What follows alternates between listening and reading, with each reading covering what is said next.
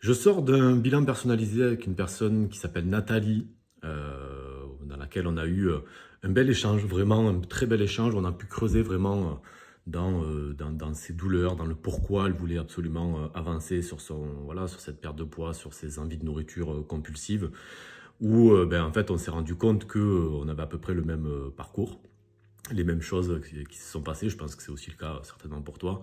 Enfin, je sais pas toi, mais moi quand j'ai fait, à l'époque où j'étais en surpoids, donc c'était à bientôt 15 ans maintenant, 2010, dans ces eaux-là, j'avais fait plein de régimes, etc. pour essayer, bon, ça n'avait jamais fonctionné sur le long terme, parce que, en fait, bon, pour revenir sur mon état de cette époque-là, j'avais le sentiment de m'être complètement laissé aller, quoi. Voilà, j'étais vraiment, ça faisait plusieurs années que j'étais en surpoids. Voilà, il y a des fois, je me disais, mais il y a quelques années, tu étais super bien, tu te sentais bien dans ton corps, etc. Et aujourd'hui, tu te reconnais plus, quoi. Et je me disais, mais comment j'ai fait pour me laisser aller à ce point? Et c'est la phrase que m'a dit, en fait, que m'a dit Nathalie, qu'elle m'a sorti au bout d'un moment, quand on a voilà, poussé un petit peu la discussion. On me dit, mais comment j'ai fait pour me laisser aller à ce point?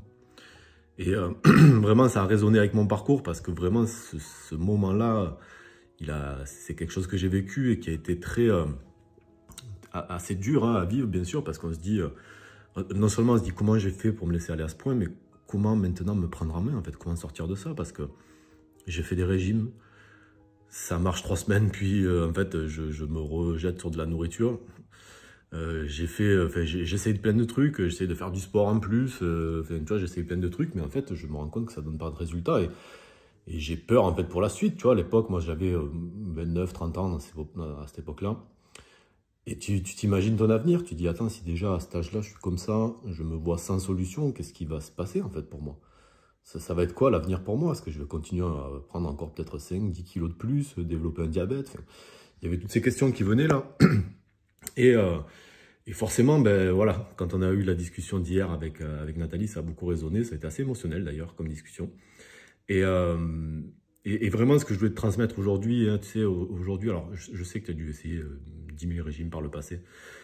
Quand on a un rapport à la nourriture qui est délétère, comme celui que j'avais pu avoir, comme tu peux avoir, hein, donc quand je dis un rapport à la nourriture délétère, c'est que dès que tu te sens mal, dès que tu t'ennuies, dès que tu es fatigué, enfin, dès que voilà, il y a toutes ces émotions un peu difficiles qui arrivent, la première chose que tu fais, c'est que tu as envie de manger.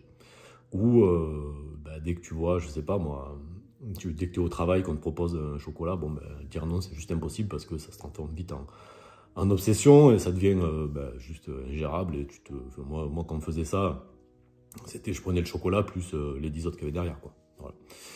Donc, quand il y a ce type de rapport-là à la nourriture, faire un régime, ça ne sert absolument à rien. Les régimes, c'est pour qui?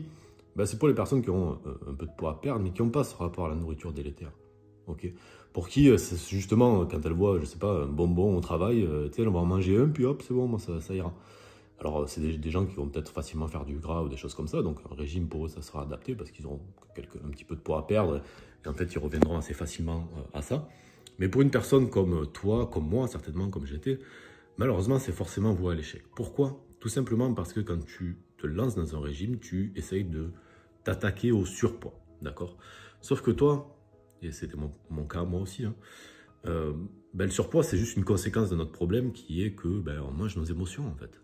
Okay, dès qu'on tout est bon pour aller dans le frigo, aller dans le placard et manger des gâteaux, manger, je sais pas, du pain, avec du fromage, des chips, avec tout ce que tu veux, quoi. D'accord? Et tant que tu attaques pas, en fait, ce problème-là, malheureusement, ça peut pas fonctionner. Ok, parce que ce problème-là, il est toujours là, donc c'est comme si tu mettais un pansement sur une fracture, quoi. Ok, tu vas arrêter le saignement, hein, mais la fracture, elle est toujours là. Ok. Donc nous, ce travail-là, c'est ce qu'on fait dans la méthode femme, bien sûr, hein, tu le sais, si tu me suis depuis un moment.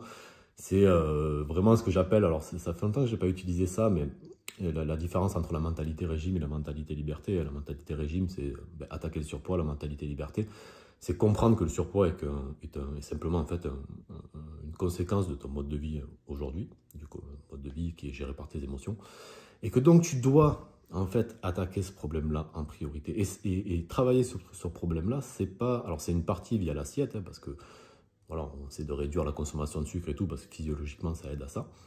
Mais la majeure partie, en fait, du travail sur le côté émotionnel se fait ici. Ok?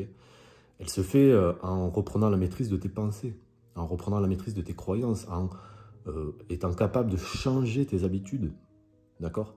C'est ça qui est nécessaire pour faire en sorte que dans les situations où aujourd'hui, mettons quand tu rentres du travail, aujourd'hui tu as l'habitude d'aller dans ton placard tout manger parce que tu n'en peux plus de ta journée, que tu ailles vers des actions qui sont bonnes pour toi.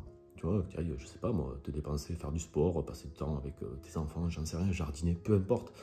Et pour faire ce changement-là, pour sortir en fait de ces habitudes, de ces schémas-là que tu as installés depuis des années, ça passe par un travail sur toi. D'accord? Nous, c'est ce qu'on fait, bien sûr, dans la méthode femme, tu le sais si tu me suis depuis un moment. C'est forcément, alors c'est un travail complémentaire au changement alimentaire, forcément, tout ça, ça marche de concert.